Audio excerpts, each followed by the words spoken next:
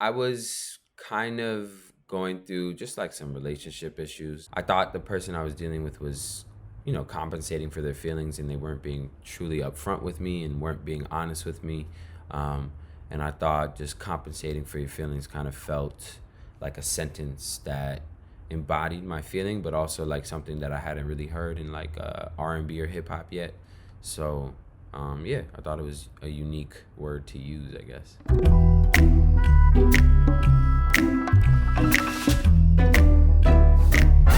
This is the first time I ever wrote a lot of like lines and sentences and words in this like note in this like little black book that I had. If I'm like stuck on inspiration, I look into this book and these words that I've already written that don't have any flows or any beats to them yet. But I know that when the going gets tough, I can look into this book and it'll kind of like explain, just what I probably should be doing. So I went to Toronto to work on an album, and I was there working with T Minus and Boy Wonder, where we did in a span of like 5 days. I think we did like Shimmy, My Reality, Compensating, and Can't Decide. We were doing Compensating with T Minus. He turned on that beat, and I was just like shocked by it. I thought it was crazy the way it dropped because I did not expect it. Minus had gave the same beat to Thug. Thug never did anything with his version of the song, and he had this verse on there though that completely was talking about almost like it was talking about a girl the same way I was in the hook. Once he pieced it together, I was like, oh my God, this is like genius. This is great.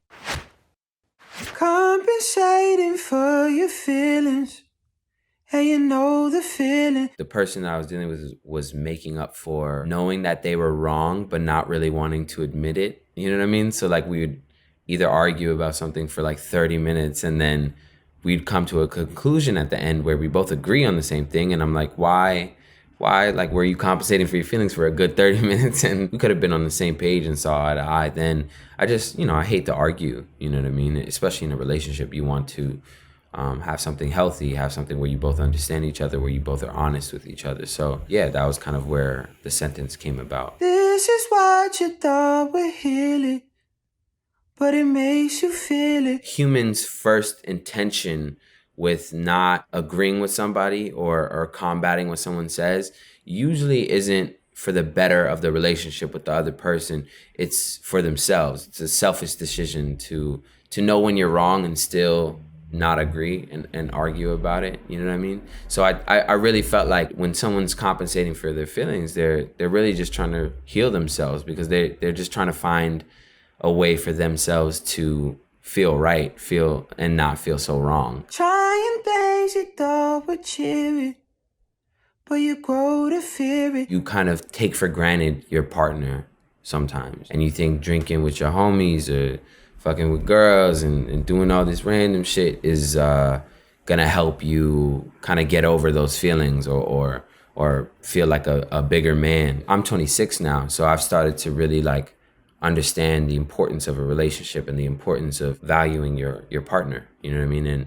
And knowing when you're wrong and being able to admit that. So trying things you thought would cheer it is just like, you're being immature. You're just trying things that you thought would make you feel better, but in the end, it really doesn't. Times they come and go like spirits. When someone's dead and gone, you start to remember why they were so great and why you love them and why they matter to you.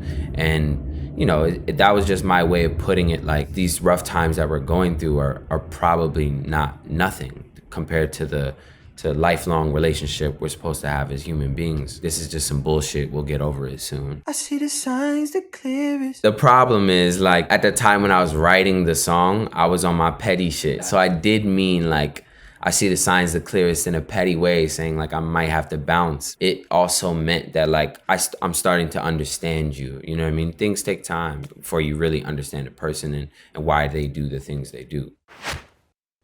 And you know why? You been fucking with me since I was a small fry. This person really knows me. You know what I mean? This isn't some like LA rapper relationship. This is like, we homies. Like, me personally. So that was just a good way of just kind of explaining how our depth in our relationship and how far back we go. And your ex-man, that's my little guy. I know some niggas that'll kick him to the coastlines. I'm way better than your ex. I'm such a level up. Like, why would you even consider that, man? You know what I mean? Like, that's what that line is. That was just me flexing, like, bro, like, don't play with me, like at all. You know what I mean? In the most slightest, nicest way. I'm a West Side nigga, we don't show signs. When I'm mentioning I'm a West Side nigga, we don't show signs, it's kind of sad. Growing up as a young kid, when you would say I'm a West Side nigga, or like you was a real nigga or whatever the fuck, you would think like it meant showing no feelings, you know, being ruthless, being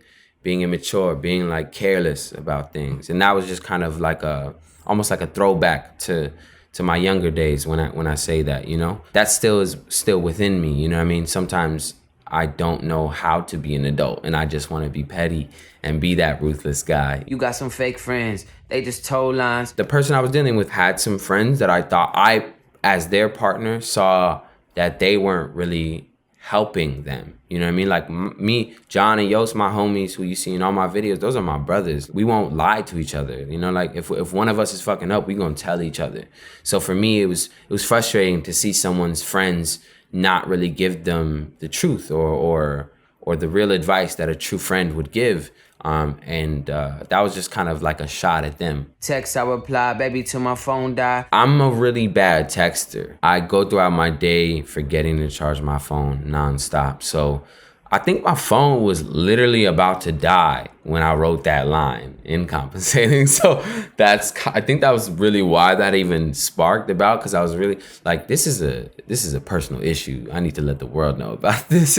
You know he lied if a nigga said he don't lie. That's another lyric that I had written in my book for a while. You know what I mean? It didn't have a flow, but I knew that I wanted to put that somewhere in a song because I knew that was just really relatable. Like, it's just the truth. So hopefully, you know, the ladies felt that one.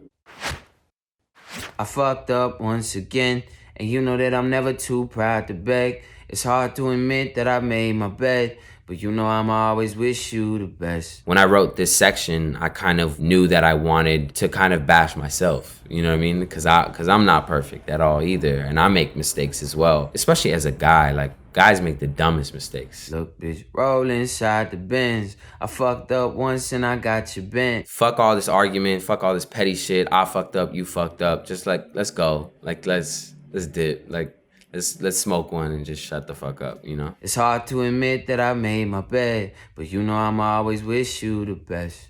Limbo. The point for me with the Limbo ad-lib was also because when I wrote this album, I wasn't in the mind state that like COVID was gonna happen. This was something that I knew that as soon as fans heard, they identified with an era. You know what I mean? It's like how a producer has a beat tag for a beat.